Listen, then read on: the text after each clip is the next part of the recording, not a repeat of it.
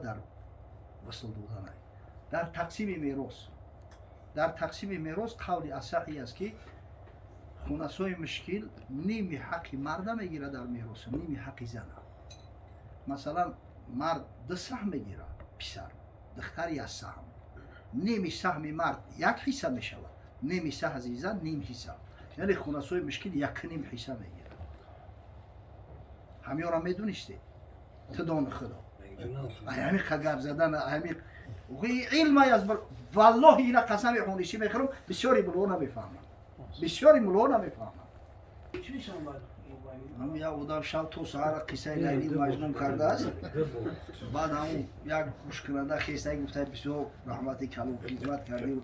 آخرش نگفتی که اون لیلی مردک بود یا زنک کم. پیامبر اسلام درود خداوند بر او باد می‌فرمایند حجامه شفای امتی من است. شما اگر از بیماری‌های فشار بلندی، استرخان دراز، رادیکولیت، پروستاتیت، گریژا، روماتیسم، بیماری‌های سیستم خونگرد، فشار خون، بیماری‌های دل، درد سینه، تنگی نفس، درد سر و درد چشم و یا اینکه خیرگی چشم و اینچنین از وزن زیاد یا اینکه کم وزنی رنج میبرید، حتما در رقم‌های روی اکران بوده در تماس باشید. بختیار حجامه در خدمت شما هست. سراغ ما شهر مسکو، ورخناپولیا، دام 48 در نزدیکی بازار صدوات. حتما در رقم‌های ما در تماس بروید. سگ ابوچینی نسبت او سگ جاهل ممکن 4-5 برابر قیمت‌تر باشد. وقتی 2 مرتبه سگ شکار میگیره، دهن نمیزنه. همین بوری دیم اگر دهن نزد صاحب شما کم تا قپیده است ایستاده است، علاکه ایرا عنوان معلم میتنش. او چونیه دیگه دندونش حق بیکار نداره. حلال است. بسم الله گفت سرش داد. خودش یک حیوان قپیده میتر گاوجید کشتگیش حلال است. اما اگر یکی خدای نکرده سگ ایو بو یگون دو دیگه یکی بعد معلم شدنش بو کن همون زبانی را بو میکشه. بو هم تا سگی جاهل میشود. تا زمانی که 2 مرتبه دیگه سید نکنه و سید دهن نزنه. خفش میشه. بله. خب خونسای مشکل یعنی هم آدمایی که گفتیم ما 2 طرف میبرویم. اگر به شرطی که خونسای مشکل مرد، اگر کنیز داشته باشه کنیز غسلش میده. اگر نداشته باشه میخرن ای پولش ای اون میراثش کنیز غسلش میده. اگر میراث هم که نداشته باشه از حساب بیت المال از خزینه پوچو مبلغ یک کنیز میخرن به مبلغ میورن اینا غسل میده بعد میفروشن و با مبلغ به بیت المال برمیگردن. اگر در جای غلطی دینا این زمانی خدمت دیگه نه کنیزه نه غلام هیچی نیست. در این حالت ها یک نفر محرمش یکون برادر شای، پدر شای، عمک شای، تووی شای، یکون خورزو شای میگیره تیممش میده.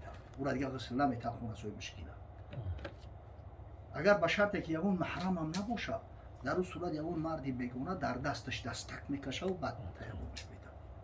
اینه مقصد در وصل دادن است. در تقسیم میراث قول اصحی است که خونسای مشکل نیمی حق مرد میگیره در میراث، نیمی حق زن. مثلا مرد 2 سهم میگیره، پسر دختر 1 سهم. نیمی سهم مرد 1 حصه میشود، نیمی سهم زن نیم حصه. یعنی خونسای مشکل 1.5 حصه میگیره. همین را میدونستی؟ تدان خدا. همین خگاب زدن همین علم از والله اینا قسم خونشی میخورم بسیاری بلو نمیفهمم. بسیاری ملو نمیفهمم. هم یا اودام شب تو سهار قصه لیلی مجنون کرده است. بعد همون یک گوش کننده خیسته گفته بسیار رحمتی کلو خدمت کردی. آخرش نگفتی که اون لیلی مردک بود یا زنک کم تری کردستی. هم اول همین مسئله رو نگفتی. دو بار گفتش. خمیره بو مفصل خشونه گفتم حدیثو رو نوردم. گوش نمیکنی. عیب اساسی او داره تلفن او هم تلفن کو خودش میگه بزرگه یو که مقصد مودم که مکلف نیست لا یکلف الله نفسا الا وسعها و یقرؤون. خداوند هیچ کس از وسعش از قدرت امکانش تکلیفی بالاتر نمیگذاره. مودم که اولی با جوابگری نشید است، مسئول و مکلف نشید است، این بنده خدا است، ان شاء الله او پاکیزه و تازه جنت میره. او جنت میره. سوری حمار یکون سطیل مثلا خر دهنش از دست خورده است باید چیکار کنه؟ مثلا وقتی نماز شده است باید طهارت کنه، او دیگه نیست. قول شاگرداش، قول امامین هستن میگن که از بس که حکم یعنی سور حمار مشکوکه، سور حکم یعنی گوشت دارد. به همون خاطر میگه انا باید با او بگیرن وضو طهارت کنن، بعدش تیمم کنن. هم طهارت میکنن با او، هم با احتیاطاً تیمم میکنن. خب مسئله زینت دادن مساجد، حضرت گفت لا ادری، نمیدونم، ولی که انا پیغمبر خدا صلی الله علیه و سلم گفته است ابنوا مساجدکم جمعا و ابنوا مدائنکم مشرفة.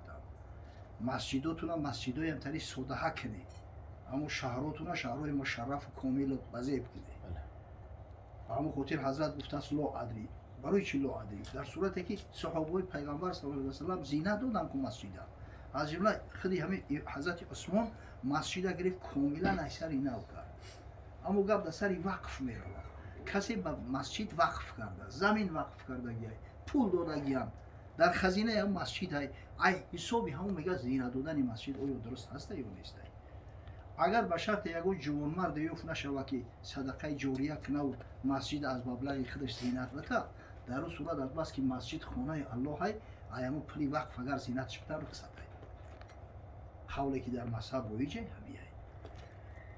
خب حیوانی لوشخور مقصد جلاله هرچی میخوره، حیوانی که حرام میخوره، حیوانای کلان مثل شتر از 10 تا 2 هفته را معنی میکنن، معنیش میکنن، محکمش میکنن که نجاست نخوره، بعد گوشتش پاکیزه و تازه میشه و بعد یو بکشنش. حیوانای میونه را اینا مثلا بز گو و گوسفند ایو را حداقل 1 هفته باید حبس کنن، 1 هفته تا 10 روزه، برای اون که گوشتش پاکیزه و تازه شود. اما مرغ 3 روز گفته گیرن، 3 روز میگیرن دایچه محکمش میکنن که مقصد هم نجاست نخوره. بعد 3 روز گوشت هم از کراهیت میبروه و تخمش هم.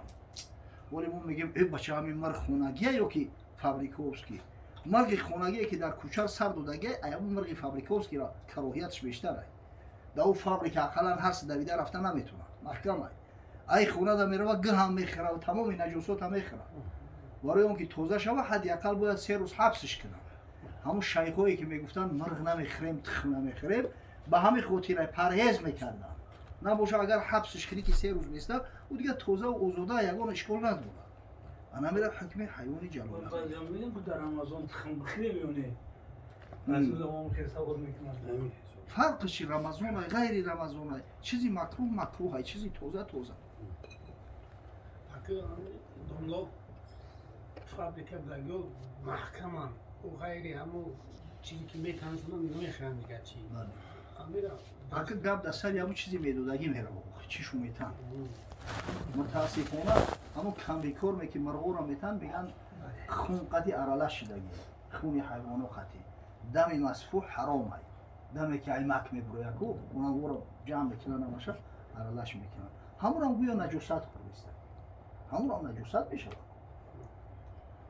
اگر حقیقتا دونای توزش بتن یه اشکال نداره، مشکلی در این نمیه. از این یک سوال کاملا این بچه‌ها در همین افریقا یک اون جوی هست که از این میتونن حیوان نگردن تلویزیونشون بله. اما را و اما کنه معذبین حتی نمعصر رسول نمیتونیم در آورده ماشاءالله. انا اولی همین کلام اهل سنت و جماعت ده نمودن میدونین، اشعریه است و ماتوریدیه.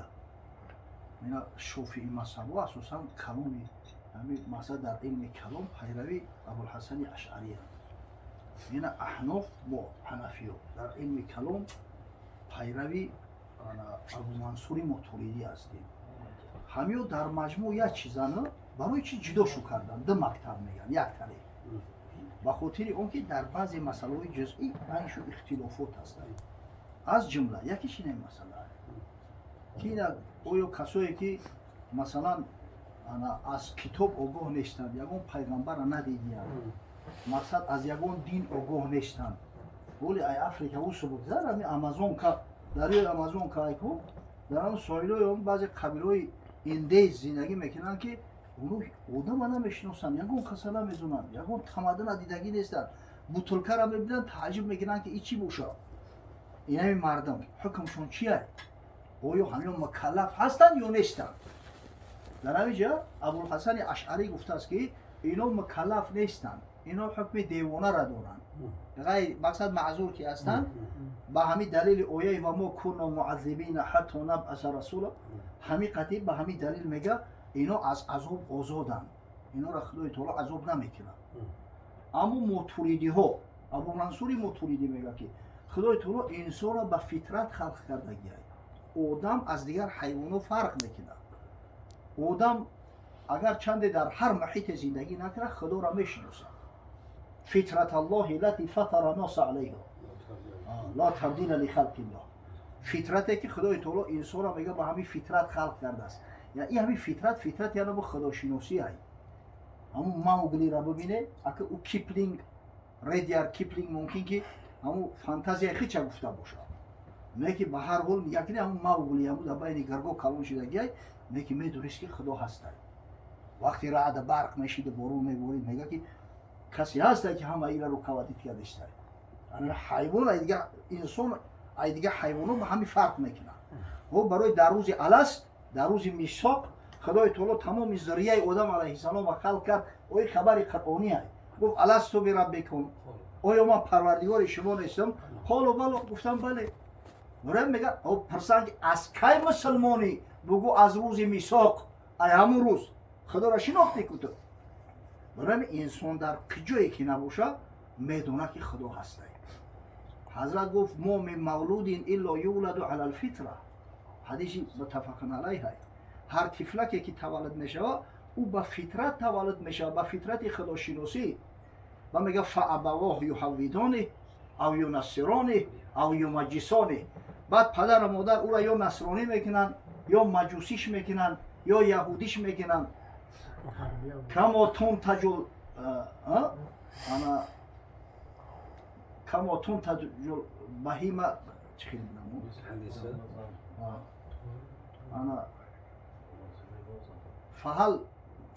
фаҳал ваҷадтум мега минал ҷамъо.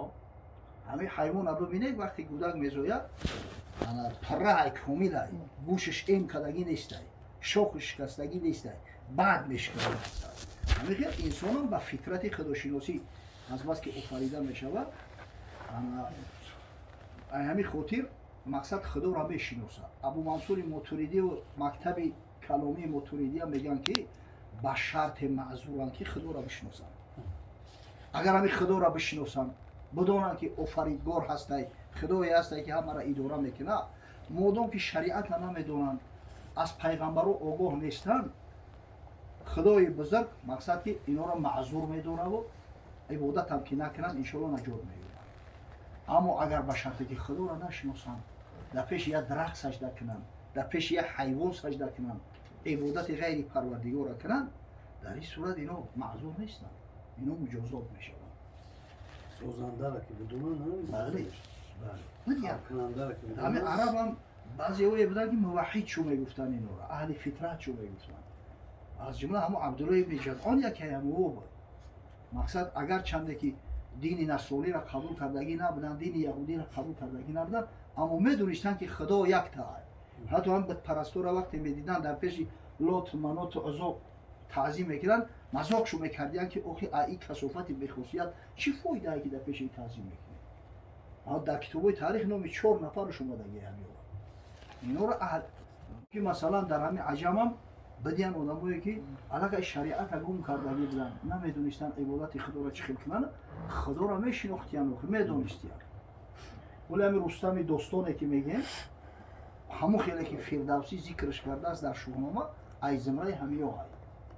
رستم داستان دین زردشتی را قبول نکرد. شاهنامه رو ولی بخونه. گشتاسپ حتی میگه رفت 6 ماه بر روایت 10 سال در زابل ایستاد دعوت شو کرد، رستم قبول نکرد دین زردشتی را. او همین نمیدونست شریعت چیه، عبادت خدا چیه. میگه همه جودا میگفته است که جهان رو بلندی و پستی تویی، ندونم چی، هرچی هستی تویی. بیل فرضی کسی از شریعت آگاه نباشه، میگه همین خیلی عقیده داشته باشه، انشالله نجات می‌یابد. اما اگر خود ماه پرستش کنه و افتاب پرستش کنه و علاوه پرستش کنه دیگه عذر نداره. اما قبیله خودت میگوی حتما یه چیز پرستش میکنه، عبادت میکنه.